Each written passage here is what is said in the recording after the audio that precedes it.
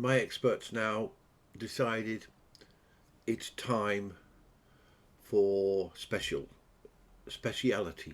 special skill sets, and this meant I had to go up to London. But this is where the problem occurred. They were doing the right things for me. I've never got a problem with anything they've done. They have always been doing it for my benefit. And I love that. It's great, superb. But I got a phone call from the appointments team, not my medical team. And they said, as you know, you have to go on an appointment to London. And I said, no, I don't know. Tell me more. So that didn't go down well. I'll be honest with you, because what you've got to remember is that, you know, I'm like everybody else. I have my fears. I have my terrors. And then suddenly finding that nobody's telling me what's going on and leaving basically a non-medical person to let me know that I've got what my next treatment is, instead of being advised and told why and so forth, what's going on. So, you know, with the best will in the world, I say to the team here that is looking after me, you're doing an amazing job, but please, in future, just tell me what's going on. I am a big boy now. I can take it. I need to know what's going on. It probably shouldn't have happened. I appreciate that everybody in the health service is being run ragged. There's not enough money there. There's not enough people there. So I do understand your problems. So I'm not having a go. I'm pointing out, because as you asked me when I told you about these podcasts, you could learn from me. And the periods when I don't get communication is when I get upset, right? And I get frustrated and I get anxious and I stop being Mr. Nice Guy, right? Who is the real Keith.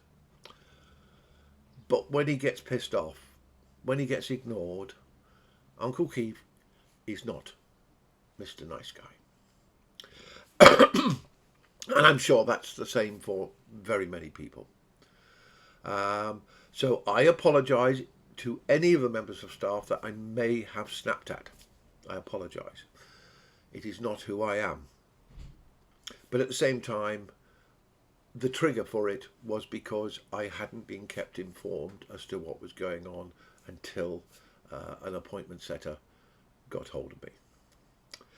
So anyway, not a problem at all, because it's gone on there. I got to talk to the nice lady who was going to be in charge of me in London. I was going up to Guy's and St Thomas's Hospital. I think there's actually two sites, so this one was the St Thomas site, right on the riverbank, right over from the Houses of Parliament, Big Ben there, and so forth. It was an amazing to see that, and in fact, I was going to stay overnight. 3 nights there, and the first 2 nights, I had big window, and just looking out straight at Westminster Bridge, and looking at the Houses of Parliament. It was an incredible sight.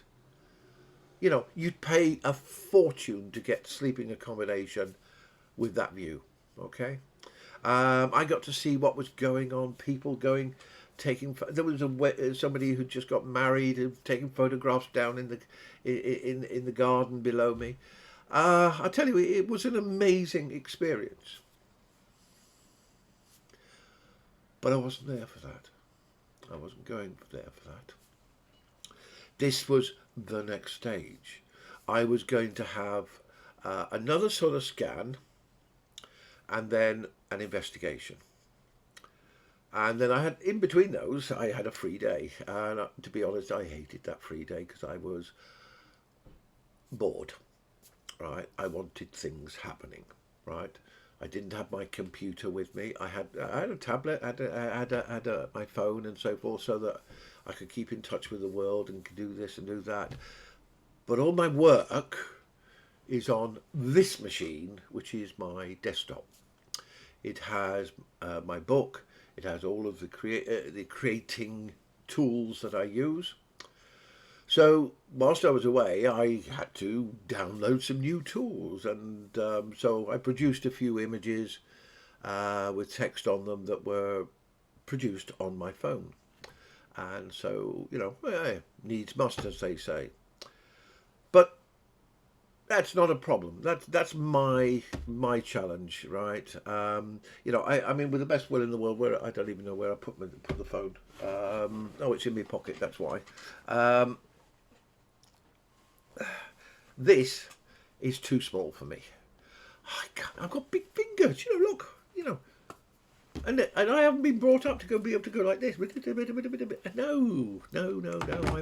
I'm a keyboard person. Even these new keyboards, they're tiny. I keep typing the wrong things because my fingers are used to bigger keys. My fingers are used to them being in a different position because my hands, it's smaller. But I'm getting used to it. I'm surviving. I will get through it. Right. This is humour, not a real complaint. But yes, I type things and not always does it come out on the screen that it should, that I thought I'd typed. So this is me getting used to these small keyboards because I've still got it in the cupboard over, hang on, that way. Yeah, that way. Is the old keyboards, the plug-in keyboards, not the Bluetooth ones, and they're bigger, and my fingers know them. I've been on computers since 1982, so to only get that, I bought this computer. When did I buy it? Last year, I think it was, just the middle of last year. So I have spent. What is that? 82, 92, 40 odd years on a big keyboard. Not a little tiny thing and not a smaller thing. So do apologise if you get any messages from me or if you see any posts and the typing is bad. It's not my fault, it's the keyboard. I'm innocent. The keyboard is at fault. Okay? That's right. So anyway, communication. That's what we're talking about today. And most of the time, 95+% of the time, I have had great conversations with every member of staff that I've come across. Everywhere you go, there are people who are focused on you. On me. I love that. That is wonderful. The NHS is wonderful, does a fabulous job, as do basically so many people, the millions and trillions of people who are in healthcare, in medicine across the world. So thank you to you all. This journey of mine, it gets me emotional. I do apologise. But it's not surprising. It's my life. So, if you ever get into a situation, it doesn't have to be a medical problem. If you get into a situation where things are going wrong, don't worry. It's just a page in your life. You get to write the rest of the chapters. So don't let the current situations colour your life. I'm trying not to. This podcast is helping me to approach the whole problem of the big C with a degree of positivity. Yeah, if I get bad news, I'm not going to have an easy time.